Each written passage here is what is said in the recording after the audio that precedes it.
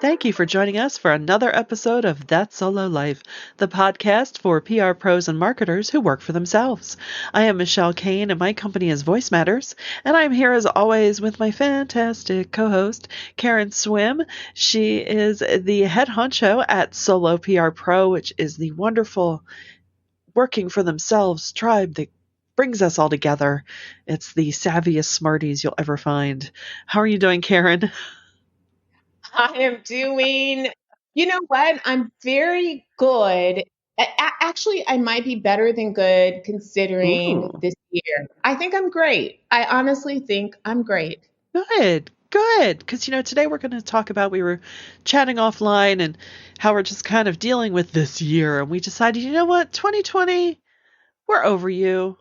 You know, you've done your worst and you continue to do your worst. And you know what? We're adapting. We're adapting with work-life balance. We've all been in this slog of dealing with the pandemic for, my goodness, 8 months now, 8+ months. And while we definitely do not want to discount the dire, dire, dire circumstances so much of our country is in, um, Yeah. you know, it's okay to sit with yourself and realize, even if you're physically healthy, even if your immediate loved ones are okay, none of us are okay. None of us are okay. I was talking with a colleague yesterday about, they're saying like, yeah, I'm not one to really get depressed, but this was canceled, that was canceled. This is my day to day. And I'm like, yeah, you don't even realize the toll it's taking on you. And, you know, even though God forbid, you're not experiencing the worst of this, Yeah. as with anything, it's your experience is valid. And, we've kind of come to the point of just kind of being like, well, okay, 2020, fine. That's how it is. I'm still gonna shine through this. I agree. And it's funny, I was sharing, and we were talking offline about this too, that it really took me to get to November. I mean, the year is almost over for me to really and truly really internalize and understand the abnormalcy of this entire year. Like I think that I've digested it in pockets. Like so I've sort of segmented. Like I understand that we're not in a normal state of social activity. And I understand that we, are not working in our normal work locations. But I've taken those, I've taken each segment and thought about it only as it pertains to that segment and not took a step back to realize nothing is normal and it's okay for me to stop beating myself up because I am somebody that loves not that I'm not spontaneous and creative, but I also like some sort of weird in that I can be spontaneous, but I like structure and I like organization and I have systems and workflows and I like to, be able to look at things. I like data. And this year, I have found that so much of that has just gone out of the window. And so I keep blaming myself like, what's wrong with you? Get it together. Why are you not as organized? And, you need to get your arms around this. So I kept trying to solve a symptom without realizing that the problem is so much bigger than I am that, nothing's normal. Nothing is normal. It's okay. Quit beating up on yourself. Get over it and deal with it, each day as it comes. Yeah, I'm the same way. I mean, certainly our jobs require creativity, but I also like my routines and, my systems and yeah, I mean, because again, that either consciously or subconsciously, our brains are still trying to, find that normal. And it could explain why I'm tired all the time. But they're trying to find that reset or that that sense of balance. And because it knows, our brain knows, hey, things aren't quite what they normally are, and it's not even though we've got the vaccines on the horizon, but this is still such uncharted territory that it's not even like, okay, by this time we can expect X. Um, we're getting there. But Yeah. I think if we have anything to tell our listeners today, it's, hey, don't beat yourself up. I know I do it daily on the normal, let alone in a pandemic. You know, we saw those memes going around social saying like, if you didn't take 6 courses or learn a new language or this, that, and the other, no, you're not a loser. You're a human being trying to make it through a very difficult time. Yeah. And I think you hit on, the key is that the reason that, and we're all handling it in very different ways, but it's not just that one single thing is abnormal. It's the very foundations that we've relied on have completely been pulled from up under us. And so we're all in unknown territory trying to find something solid to hold on to. Yeah. And again, like I'm definitely not depressed or, suffering from, you know, um, malaise or, really struggling to get from day to day. But I really was beating up on myself about the things that I feel like I should, have control of. And I think it's that whole loss of control. Like I can't control what's going on in the world around me. I can't control the stupid virus. Can't control any of those things. I All I can control are my reactions to things. And guess what? That's really true in quote unquote normal times as well. So Yes. I think understanding that can get us to a place where we really and truly can begin to move forward again as it relates to our business. And one of the things that you and I were talking about is that once I really like internalized it, I started to see some of the activities a little bit different. I know that my clients they're having a hard time too. They've been Right. displaced from their normal workplaces and routines, and for them, the office was a boundary. So they got to leave their offices at some point during a workday. And that was sort of that physical and tangible thing to stop work. And while many of them would still work after hours, it wasn't all that they had. Sometimes that was broken up by family activities or things that were happening outside of the household. But when you take all those things away, people have defaulted to work all the time, which has created more work. And it can all feel overwhelming with the number of meetings and the things that are going on as everybody's, trying to figure this out. But for solo practitioners, I think it's really important, especially now as we're getting ready to cross over into another year, that we now just take a step back and go back to one thing that we can hold on to, which is um, having a plan and documenting some things for clients and really setting your own boundaries. Like for me, I don't care about all those emails that I see coming through after a certain hour of the day. I see them. I don't respond to them. I don't feel pressure to respond to them. I see all of the stuff because sort of have my own, like, I know that I have to shut down at this point and Yeah. I just do it, even Yeah. though there's not that normal thing that would be the transition from the workday. So I've had to create new transitions. And so, and that changes. At one point, some things were opening up again and some people were taking advantage of those things. I never did. So I've been I've been living like March 2020 all year. It's like Groundhog Day, like every day is the same. Yeah. No judgment. No judgment. It's No, okay. and I think you're right, and that's another practice even to carry through whenever we get back to whatever normal was. Because as solos, it's sometimes we lose that mindfulness of we are a business as well. I am closed right now, so I am not going to respond to an 8 p.m. email. And it comes back to that whole adage of, you train people how to treat you. Yes. So setting those healthy boundaries is helpful. And, I can remember a time when, you know, before I started my business, and I was incredibly stressed because there were a lot of things going on that I couldn't control in my, then place of employment that was, suffering economically. And I was looking back thinking like, wow, I used to go in and work on Saturdays, and why? And I realized for me it was distraction, and again, trying like, well, if I just do more, if I just work harder. So I'm here to tell you, don't do that to yourself because it did not end Yeah. well for me.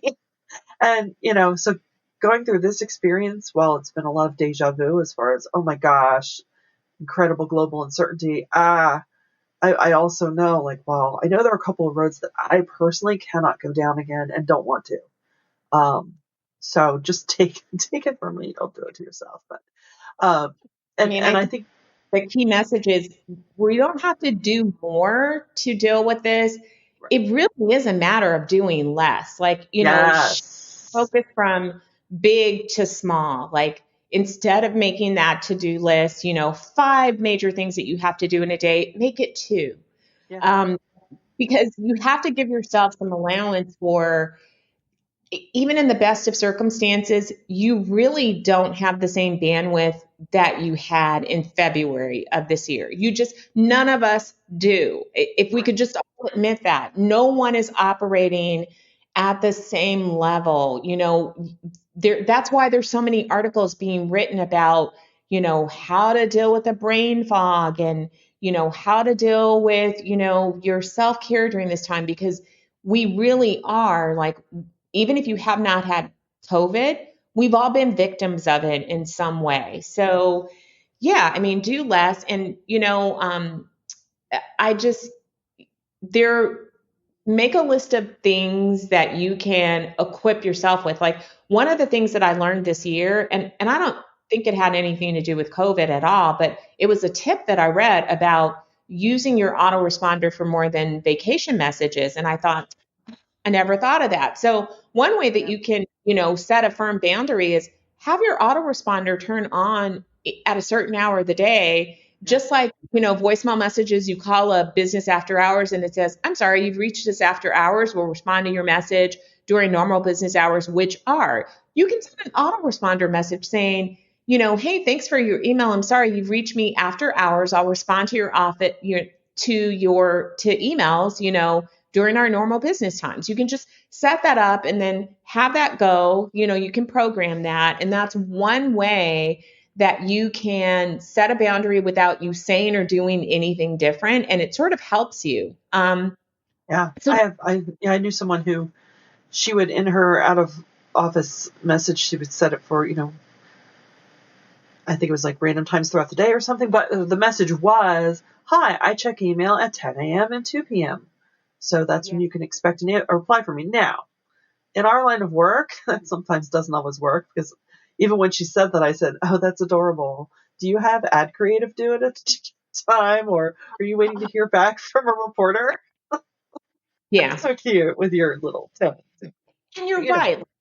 But I think the but thing about setting boundaries is that yeah, when you're there, most of the time you're going to be okay. But then yeah, if you need to cross those boundaries, you get to make that decision. Like, of course, yes, you have a meeting correct, with you or something that's going on or something that's really happening with a client, but it doesn't have to be your everyday. right, I block out chunks of time in my calendar, every week to just focus. Because if I don't block out, time where meetings are not getting scheduled, I will find myself where I was for many months of the pandemic, just running from one meeting to the next all day long. 5 hours later, I've been in, meetings for 5 solid hours. I've been sitting on my butt for 5 hours. yeah, And now I'm fatter and too exhausted to actually do the work.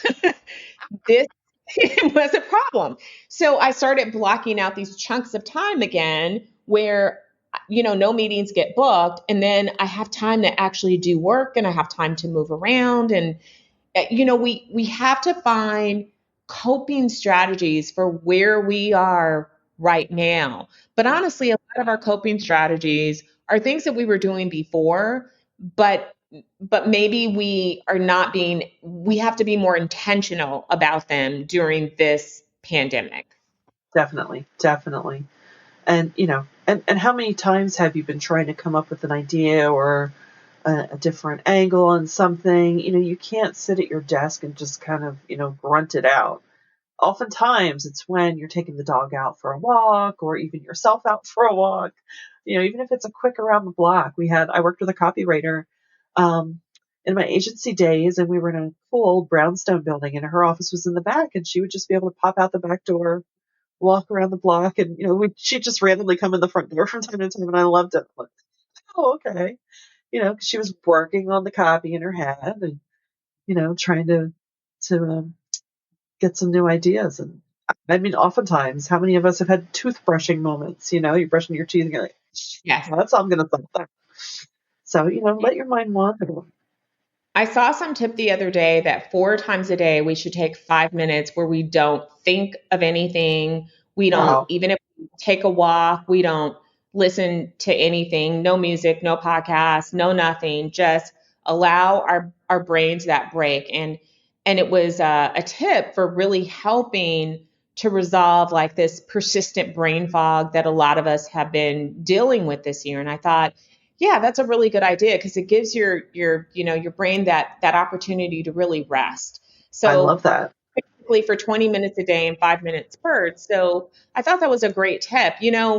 I think some of the other things that we can do, remember for a period of time how, there was this movement where we started suggesting having walking meetings rather than sit down meetings.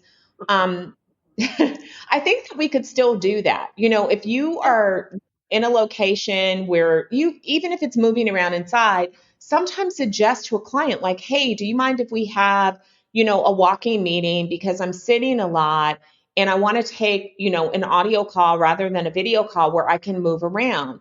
I bet you anything that you will get a lot of agreement from people who are willing to do that too. So maybe you're both like walking around, your respective workspaces, and the calls will be, just like walking meetings, the calls will be more efficient, they'll be shorter, but you also won't be sitting.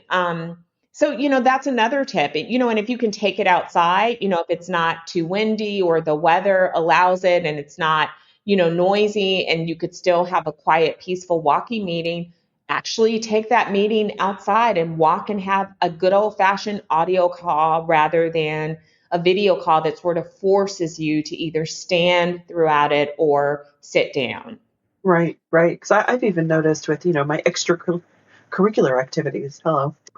Um, if it's a Zoom, it's like, I really want to attend whatever this is, but oh my goodness, Yeah. just the thought of still feeling like I'm still at work, it's going to be a little counterproductive.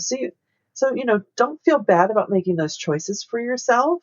Yeah. Um, because again, just back to the whole bandwidth issue, we only have so much to go around, and our brain is churning whether we realize it or not.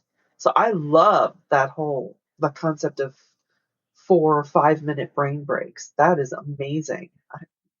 I And will it's try so that. like we can, we may not want to take a whole hour at a time. Some people don't. I do, Right. but you may want to take sometimes you got to ease yourself back into giving yourself permission to do nothing.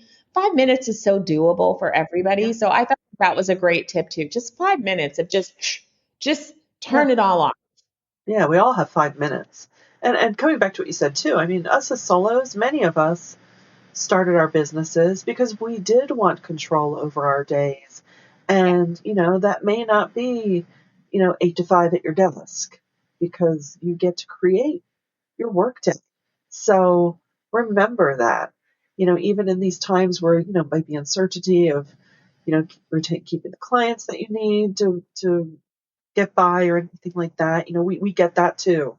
Um, but remember, it's your company, so you are in charge of you and what your day looks like for the most I part. think, yeah, we not say that enough, and we have to remind ourselves of that Yeah. too, because it's so easy to get caught up in that roller coaster where you hop on that ride and you're just going. Yeah. But Yeah. you're in charge of when the ride stop starts, it because it is your company. And here's the thing that you have to remind yourself. Your clients are not in charge of your company. They're in charge of their part of the engagement. Yes, they are hiring you to perform a service, but you run your business. Your business is your responsibility. And that means your employees. And if even if you're your only employee, you're in charge of that resource. Because if you go down, guess what happens to your business? And so, just like traditional employers make, employee wellness and they wouldn't allow their employees to be abused, they wouldn't tell their employees, they wouldn't treat them like they worked in a sweatshop, then you shouldn't do that to yourself. It's Right. terrible. And especially, I mean, you hit it. Given that we're in a pandemic, and if you are your only employee, it's more important now than ever before to take care of you. And Yeah. there, you are in control of far more of your day than you probably realize, because I say that because I have to check myself so often of, what am I doing? Wait, did I get XYZ done? Yeah. No, am I hitting my numbers so far this month? Yeah. What are you doing? It's such a hard habit to break. I mean, and it's funny, yesterday, I had an on-site commercial shoot and we wrapped up and I thought, oh, what do I do with myself? Well, I luxuriated in running a couple of personal errands. I Now that love might that. sound dumb, but you know what? If I was an 8 to 5 workaday person, working for someone else, I would have had to have waited until I got home and did all the way home from work. And so no, I I was able to take care of some personal things and end my day. So Yeah, and we're use allowed the to, power. and honestly, I think that guess how much we can help our clients who may not be used to working in this way. Everybody's not used to working remotely. So Right. you can be an example to your clients of how to have balance even in these crazy, crazy times. And, encourage them to, take time off and not work, around the clock because that's just, who wants to do that? That's not healthy for anybody. Yeah. So Yeah. It's not sustainable. You might be able to do it for far longer than you might realize, but in the end, it is not sustainable. So my yoga studio posted something the other day. It's like, if you don't schedule time to take a break, your body will schedule it for you. that is so true. Been there, done that. Your Oh body will yeah. tell this. You can be in denial for a long time, but yeah, eventually it's going to, come out in some way, and we don't want that to happen to any of you. And No. No, we do not. one of the big things too is that we all know that this is just, just a weird time. Just be kind to yourself, but also realize that, you haven't given up your control. Um, it is, can y'all hear my phone? By the way, one of the not normal things that has happened during this podcast is or during this time is that this podcast has been hilarious every single week. We have so many challenges sometimes, like things do not work right, sounds go when they're not supposed to. Dogs We bark, people talk. go completely silent because something, I mean, so, but you know It's all what? We good. just with it. We roll with That's it, right. and we've been able to stay consistent even during this time.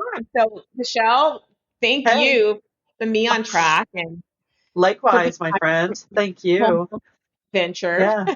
And we should also wish, because this will hit the Monday of Thanksgiving week, we want to wish you all a wonderful, and however Thanksgiving is looking for you this year, just enjoy it. Enjoy it for what it is. It's one Thanksgiving. It's okay. And we'll still have carbohydrates, so it's all good. Yeah. And you know what? Listen, maybe with a smaller celebration, or for some of you, no celebration at all, you will still be talking to your family members in 2021. How about Hey, that? there's an idea, right? Right. So, and we, of course, are so grateful for you. And we are grateful that you choose to tune in every week. And so, if you, as always, if you're getting something out of this, please share it with your friends and colleagues. We so appreciate that too. And until next time, thanks for listening to That's Solo Life.